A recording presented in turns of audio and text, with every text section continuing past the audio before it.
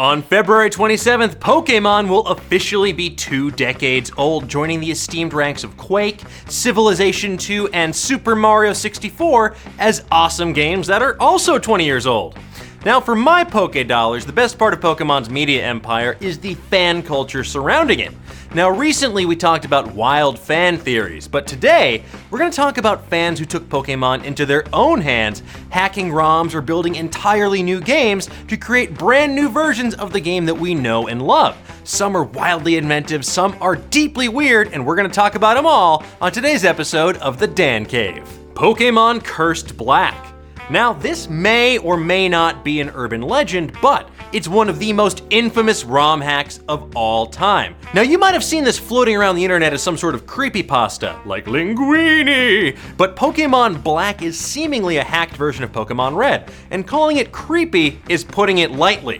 In addition to the normal starting options of Bulbasaur, Squirtle, and Charmander, you can choose a mystery mon called Ghost. It's level 1, has the Lavender Town Ghost sprite, and only one attack. Curse. In battles, no Pokemon could attack it. The game would just say they were too scared to move. When you used Curse, the game would cut to black, you'd hear a horrific pitch-shifted version of their cry, then they would disappear, implying that they died. Now let's cut to the end of the game, shall we? You are now an old man, and you realize that you are the last man on Earth. You're forced to wander through a world of tombstones, and you must confront every single person and Pokemon you murdered before Ghost eventually kills you too.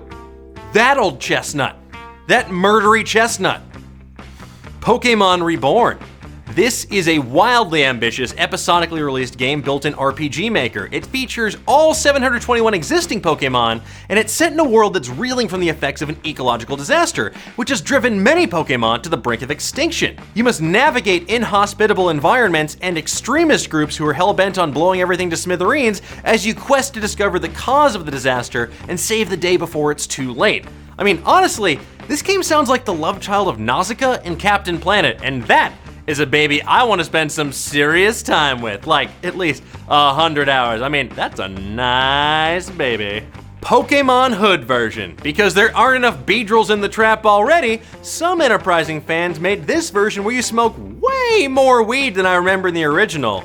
Pikachu used Trap Queen. It's super effective. Pokemon Ash Gray. Pokemon Yellow went a long way towards making us feel like the very best, like no one ever was. But if catching them was your real quest and training them was your cause, you need Pokemon Ash Gray. It's a hacked version of Fire Red that closely follows the events of the original anime's first season and the first couple movies. 116 events in total, to be precise. And I do mean closely. You encounter the Squirtle Squad, you survive the sinking of the St. Anne, you even resurrect Ash from the dead using Pikachu's tears. Oh, they're so sad, but so healthy. Pokemon Insurgents. No, it's not set in the world of that terrible Veronica Roth novel. This game takes place in a world full of warring cults that worship legendary Pokemon. You wake up in a cult's lair with no memories, and it's up to you and your trusty pal Mew to put an end to the bloodshed. Spooky.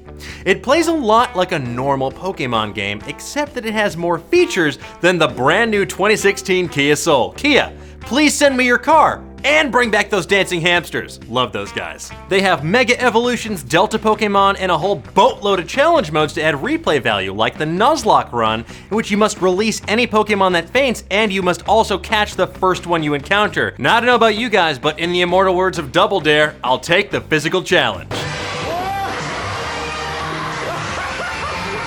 Pokemon Snakewood. Is the world of Pokemon not apocalyptic enough for you? Well, don't worry, Snakewood has you covered.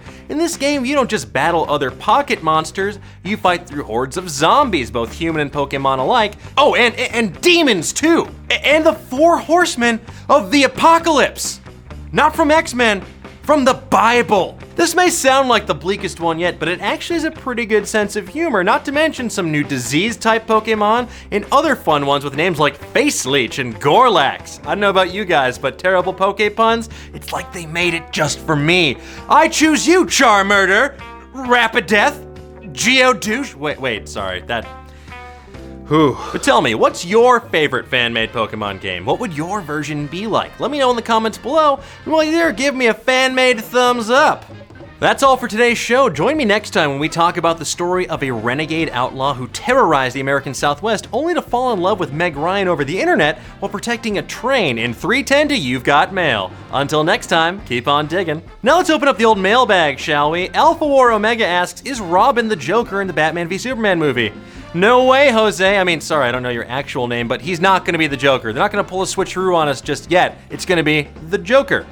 At Vox4Fire asks, any predictions for episode 8? You better believe it, buddy. Benicio del Toro will be playing the Collector, thus officially uniting the Star Wars and Marvel universes, finally!